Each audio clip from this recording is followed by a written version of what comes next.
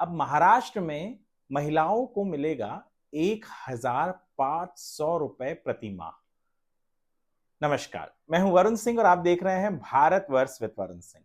दरअसल आज महाराष्ट्र का बजट अजीत पवार जो डेप्यूटी चीफ मिनिस्टर है उन्होंने अनाउंस किया और इस बजट में औरतों के लिए बहुत सी चीजें कही गई हैं और करी गई हैं जिससे औरतों को महाराष्ट्र में जो इतनी भी औरतें हैं उन्हें बहुत सारे बेनिफिट्स या फायदे होंगे।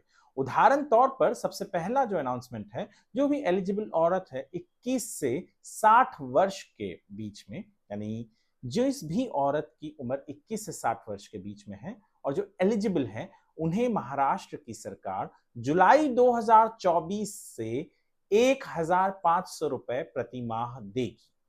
इससे 46,000 करोड़ रुपए का फंड इसके लिए सरकार ने निर्धारित किया है।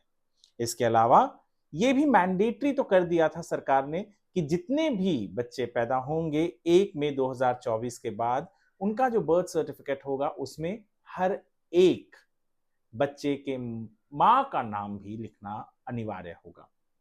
आप तो ये जानते ही हैं कि गैस सिलेंडर ये सबसे महत्वपूर्ण चीज है, क्योंकि लोग गांव में, खास करके रूरल एरियाज में जिस तरीके के जीवन जीते हैं, वहां पर कई बार वो चूल्हे पर खाना बनाते हैं जिससे धुआं होता है, जिससे परेशानी होती है।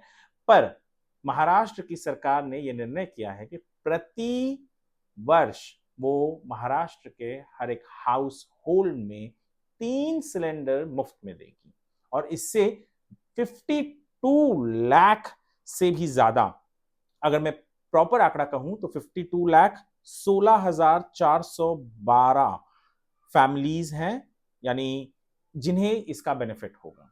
इसके अलावा यदि मैं कहूं तो पिंक ई रिक्शा औरतें चलाती हैं, औरतों के लिए होती हैं और इसलिए भी है ताकि रिक्शा में जाने वाली औरतें जब औरत ही गाड़ी चलाए तो वो सुरक्षित महसूस करें। तो 10,000 ई रिक्शा 17 शहरों में सरकार 80 करोड़ का बजट बनाकर रखी है उसके लिए और ये करने वाली है। अगर मैं बताऊं तो शुभमंगल सामूहिक नोंदणीकृत विवाह, यानी जहां पर सामूहिक विवाह होता है वहां पे एक बेनिफिट देती थी सरकार लड़कियों को 10,000 का, अब उसे 25,000 कर दिया गया है। मैंने आपको जो पहला योजना बताया उसका तो नाम है मुख्यमंत्री माझी लाड़की बहन योजना, जिसके तहत 1,500 रुपए हर एक महिला के अकाउंट में जिनकी भी उम्र 21 साल से 60 वर्ष के बीच में है, जो एलिजिबल हैं, उन्हें दी जाएगी। फ्री ट्रांसपोर्ट ऑफ एम्बुलेंसेस, तो 3,324 जो एम्बुलेंसेस हैं उसमें औरतों को जो खास करके गर्भवती हैं उन्हें प्राधान्य दिया जाएगा। इसके अलावा ब्रेस्ट और सर्वाइकल कैंसर के लिए भी स्क्रीनिंग जो की जाती है, जो जरूरी है, क्योंकि बहुत से लोगों को, बहुत सी औरतों को ये पता भी नहीं होता कि स्क्रीनिंग कहाँ हो या उन्हें वो बीमारी है, और जल्द से जल्द पता चल जाए तो बेहतर इलाज हो सकता है। तो उसके लिए भी 78 करोड़ रुपीस का इंतजाम महाराष्ट्र की सरकार ने किया हुआ है। अब तक 15 लाख लखपति दीदी बना दिए हैं और इस साल 25 लाख लखपति दीदी बनाने का ध्येय सरकार ने रखा है। इतना ही नहीं, पुण्य श्लोक अहिल्या देवी होलकर महिला स्टार्टअप योजना, यानी जो स्टार्टअप है उसके लिए भी औरतों को प्राधान्य देने के लिए ये पर्टिकुलर योजना बनाई गई है। 10,000 नौकरियां और repayment of interest on loan up to ₹15 lakh to small entrepreneurs, ये भी सरकार कर रही है इन द टूरिज्म सेक्टर।